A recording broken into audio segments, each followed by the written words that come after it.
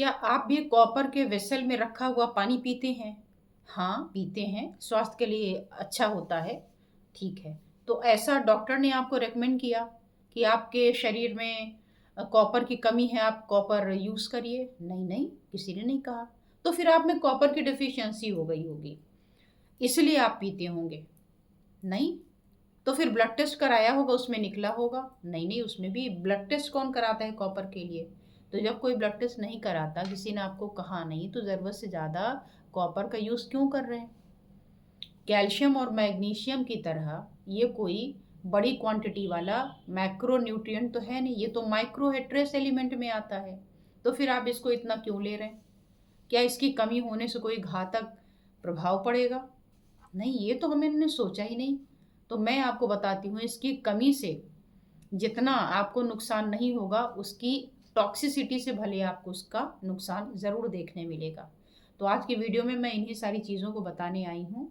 तो आप इस वीडियो को लास्ट तक देखिए, ताकि आपके सारे मिसकॉन्सेप्शन दूर हो सकें, दिमाग से जो गलत गलत धारणाएं हैं वो हट सकें, और आप अपने स्वास्थ्य को मेंटेन कर सकें। मैं हूँ डॉक्टर अर्चना, और आप देख रहे हैं आपका अपना हेल्थ चैनल अर्चना दुबे हेल्थ लैब, जिसमें मैं कोशिश करती हूँ कि ये सारी जो चीज़ें हैं जो आपको बीमार करती हैं, उसको धीरे धीरे हटाया जाए। बहुत बार मैंने देखा है कि जब मेरा एक दूसरा चैनल है अर्चना दुबे एक्यूप्रेशर, जिसमें मैं एक्यूप्रेशर के पॉइंट बताती हूँ और समस्या जटिल होने पर ऑनलाइन पेशेंट का कंसल्टेशन भी करती हूँ। तो बहुत बार ही आता है पेशेंट और बोलता है कि मेरे मुंह में ना मेटालिक टेस्ट आ रहा है, मेटल जैसा, नौसिया है, वॉमिटिंग है, कभी कभी न्यूट्रोफिल्स की कमी होती है। इसी तरीके से बहुत सारी चीज़ें देखने में मिलती हैं, और बाद में पता चलता है कि इसे तो कॉपर की अधिकता हो गई है। कॉपर एक्सेस भी होने से नुकसान करता है। तो इसीलिए मुझे लगा कि अगर ये बात बताई जाए तो लोगों को फ़ायदा होगा। तो आप अपने पूरे हेल्थ को मेंटेन करने के लिए दोनों चैनल को एट अ टाइम सब्सक्राइब कर सकते हैं, और ऑनलाइन कंसल्टेशन के लिए नंबर मैं दे दूंगी सामने, वहाँ पे आके कंसल्ट भी कर सकते हैं। अब बात आती है आज के बात की, तांबे का पानी।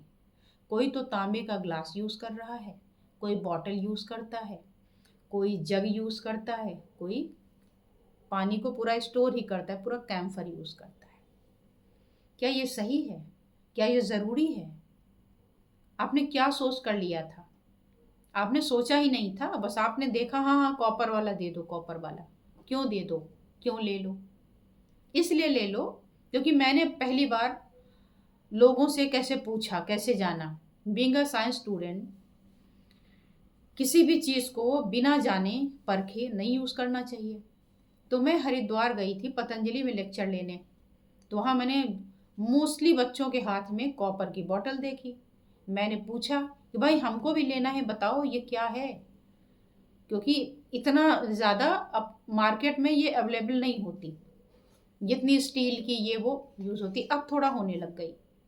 अभी तो होटल्स वगैरह में जाएंगे तो जो पॉट देते हैं वो बाहर उसमें एक उसकी पट्टी लगा देते हैं, बाहर से, अंदर से नहीं। अगर अंदर से लगाएं तो नुकसान करे।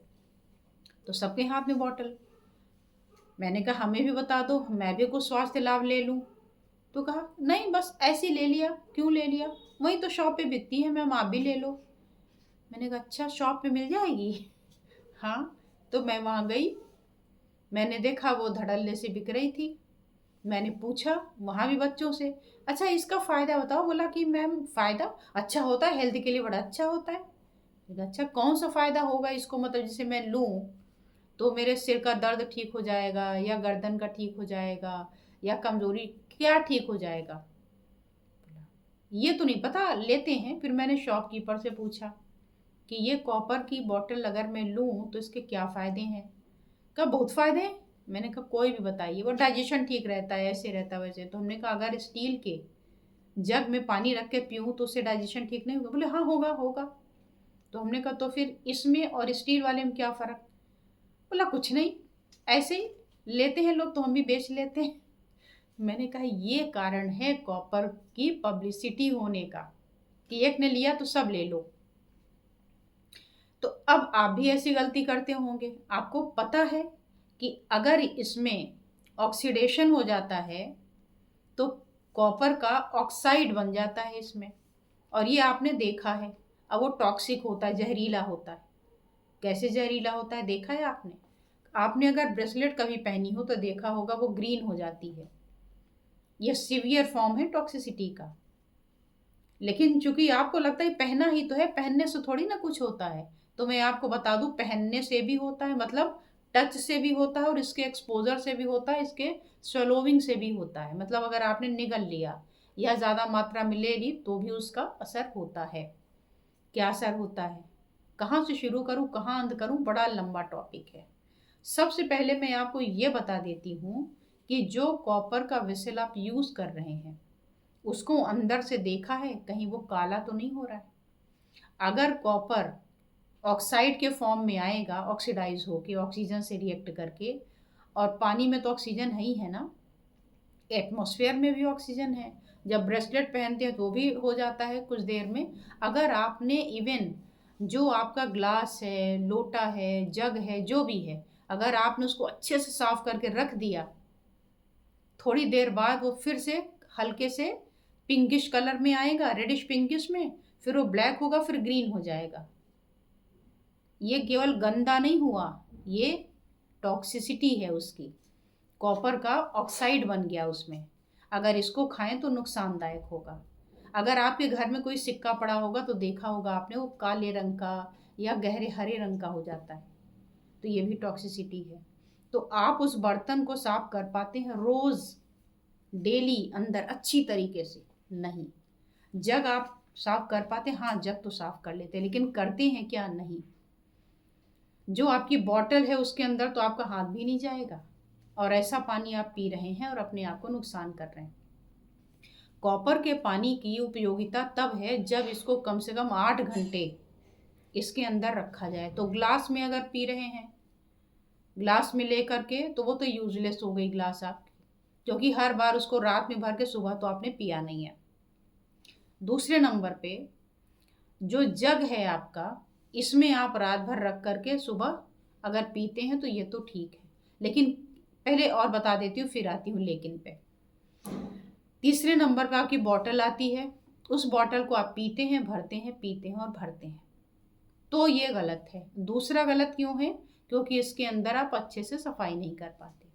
चौथे नंबर पे आइए, जिसमें आपने पूरा पानी भर के ही रख दिया है और सारे फैमिली मेम्बर दिन रात उसी को पीते हैं, ये और नुकसानदायक। चूंकि ये ट्रेस एलिमेंट है, ट्रेस का मतलब होता है छोटी सी, बड़ी छोटी सी मात्रा चाहिए, और उसके लिए आप पूरा पूरा कई कई महीने सालों से यूज़ कर रहे हैं, वो नुकसानदायक है। कम से कम इसको 8 घंटे तक तो रखे रहिए। रात को आपने भर के रख दिया, सुबह पहला पानी पी लीजिए। कितना पिए? 1 से 2 ग्लास। कब तक पिए? कम से कम 3 महीने। इसके बाद इसकी मात्रा हो जाती है पूरी। है तो बड़ा फायदेमंद ये इसमें। और कब पिए? बारिश के टाइम में तांबे के बर्तन का यूज़ किया जाना चाहिए पानी पीने के लिए। क्यों? क्योंकि बारिश में जो पानी होता था, अभी तो सबके घरों में आरओ लगा हुआ है, अगर फ्रेश वाटर आता है तो आप उसको तांबे के बर्तन में रख करके पिए। क्यों पिए? क्योंकि बारिश का जो पानी होता है उसमें इन्फेक्शन के चांसेस होते हैं, टाइफाइड वगैरह इसी मौसम में खूब होता है, तो इसके लिए कहा गया, क्योंकि इसमें एंटी माइक्रोबियल प्रॉपर्टीज होती हैं, इसलिए कहा जाता है कि आप तांबे के बर्तन को बारिश के 2-3 महीने यूज़ कर लीजिए, बस। थ्रू आउट द ईयर नहीं यूज़ करना होता। इसमें नो डाउट एंटीऑक्सीडेंट प्रॉपर्टी है जो आपकी इम्यूनिटी को बूस्ट करता है, इसमें कॉन्स्टिपेशन को हटाने की क्षमता है, इसमें डाइजेशन इम्प्रूव करने का पावर है, इसमें एंटी इन्फ्लेमेटरी एजेंट है, आपकी सूजन वगैरह दूर करता है, और सबसे बड़ा फ़ायदा ये आपके पानी को एल्कलाइन कर देता है। लेकिन क्यों पानी को इतना एल्कलाइन कर लेना? इसके अलावा ये आपके हार्ट के हेल्थ को इम्प्रूव करता है, ये आपका ब्लड प्रेशर ठीक करता है, ये आपके थायराइड को ठीक करता है, ब्रेन के फंक्शन को ठीक करता है, एनीमिया को ठीक करता है। क्यों? क्योंकि आयरन के एब्जॉर्प्शन के लिए सहायक है। लेकिन ट्रेस एलिमेंट, और अगर ज़्यादा हो गया तो क्या करेगा? ये आपकी vomiting tendency, diarrhoea, abdominal pain जैसे सिम्टम लेकर आएगा। तो फ़ायदा तो इसके इतने हैं, लेकिन अगर इसको ढंग से पिया जाए तो, अदरवाइज आप इसके नुकसान को झेल सकते हैं। अब आप सोच रहे होंगे कि आपने तो कह दिया कि कॉपर का पानी मत पियो, क्योंकि इतना ज़्यादा आप पी ही चुके हो, बंद कर दो। लेकिन फिर हमारे शरीर में कॉपर की मात्रा पहुंचेगी कैसे? तो कॉपर चूंकि बहुत ही ट्रेस एलिमेंट है, मैंने पहले भी बताया, तो ये आपके जो खाने वाली चीज़ें उसमें होता ही है। आप नट्स खाते हैं उसमें होता है, आप दालें खाते हैं उसमें होता है, आप हरी सब्जियां खाते हैं उसमें भी होता है। तो जितनी मात्रा चाहिए उतनी मात्रा मिल ही जाती है। चिकपीस में मिलता है, एवोकाडो में मिलता है, तिल में मिलता है, आपके डार्क चॉकलेट अगर आप खाते हो उसमें भी मिल जाएगा आपको, बीन्स में मिल जाता है। तो सीड्स हैं, नट्स हैं, लेंटिल्स हैं, लेग्यूम्स हैं, इतनी सारी चीज़ें तो हैं इसमें। वो मात्रा अपनी वहाँ से पूरी कर लेता है, तो एडिशनल लेने की ज़रूरत नहीं होती। लेकिन एंटी माइक्रोबियल प्रॉपर्टी की वजह से आप इसको लेते हैं, तो वो 3 महीने केवल शास्त्रों में आयुर्वेद के लिखा गया कि आप इसमें यूज़ कर सकते हैं। अब मैं आपको बताती हूँ कि कैसे पता चले कि कॉपर की डेफिशिएंसी है। अगर आपके शरीर में कॉपर की वास्तव में कमी है तो क्या सिम्टम आएंगे? अगर बहुत, एक तो हाई ट्रेस है, अगर माइल्ड से मॉडरेट सिम्टम आएंगे तो क्या आएंगे? सीवियर डेफिशिएंसी हो गई, जो कि बड़ा रेयर होता है, तो क्या होगा? और अधिकता हो गई तो क्या होगा? तो अगर माइल्ड सिम्टम है या मॉडरेट में भी कंसीडर कर सकते हैं, तो ब्रेन फॉग में चला जाता है, दिमागी रूप से आप हमेशा थका थका महसूस करते हैं। स्किन आपकी पेलर हो जाती है। क्यों हो जाती है? क्योंकि एनीमिया हो जाता है, आपको खून की कमी हो जाती है, क्योंकि आयरन को एब्जॉर्ब जो कराएगा वो यही कराएगा। इसके अलावा इजीली आप टायर्ड हो जाएंगे बिकॉज ऑफ एनीमिया, सांस लेने में परेशानी होगी, ब्रीथलेसनेस होगा। इसके अलावा हर समय आपको ठंडा लगता रहेगा, आपकी इम्यूनिटी पुअर हो जाएगी क्योंकि कॉपर की कमी। इसके अलावा जो आपके ब्लड में वाइट ब्लड सेल्स में एक न्यूट्रोफिल होते हैं, उनकी कमी हो जाती है इसकी वजह से, क्योंकि उसमें भी इसका रोल है।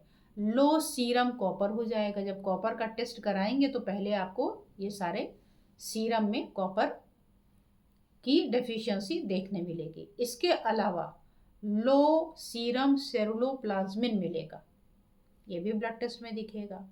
आयरन का डिसरेगुलेशन मिलेगा, तो ये सब आपको वहाँ दिख जाएगा।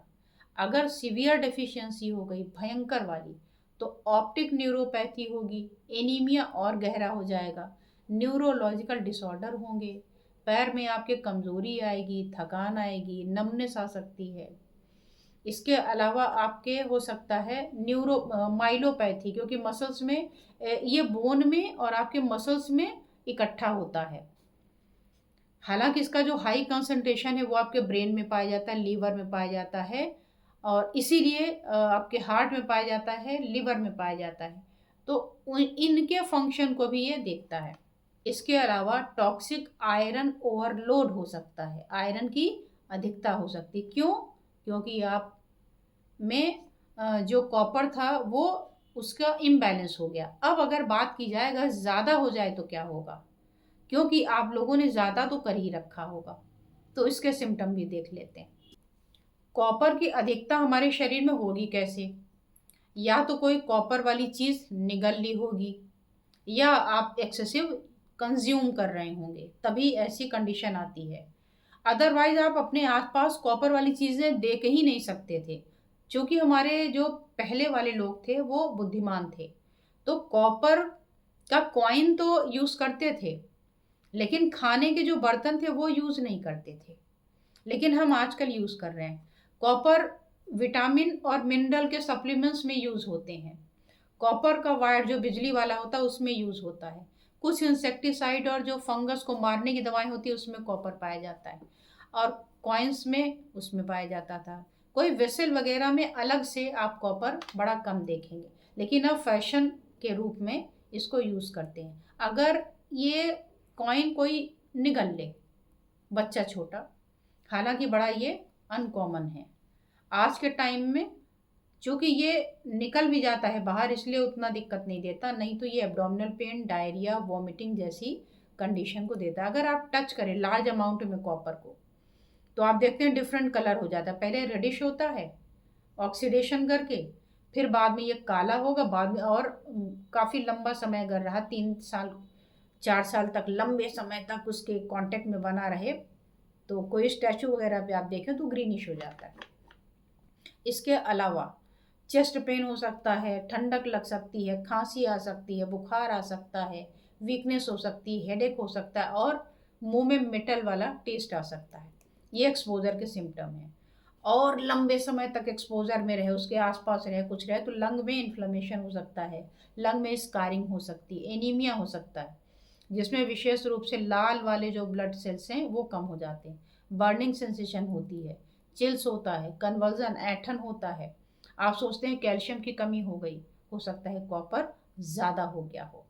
डिमेंशिया, भूलने की टेंडेंसी, आप सोचते हैं हमारे दिमाग में कमी आ रही, हो सकता है कॉपर अधिक हो गया। और डायरिया हो सकता है, लेकिन डायरिया की एक ही पहचान है कि ब्लूइश कलर का होगा अगर कॉपर एक्सेस हुआ है तो, अदरवाइज तो कोई और भी रीज़न हो सकता है। डिफ़िकल्ट स्पीकिंग, बोलने में मुश्किल, बुखार है, इनवॉलेंट्री मूवमेंट बिना चाहे हो रहा है, किडनी फेलियर का कारण बन सकता है, लिवर फेलियर का बन सकता है,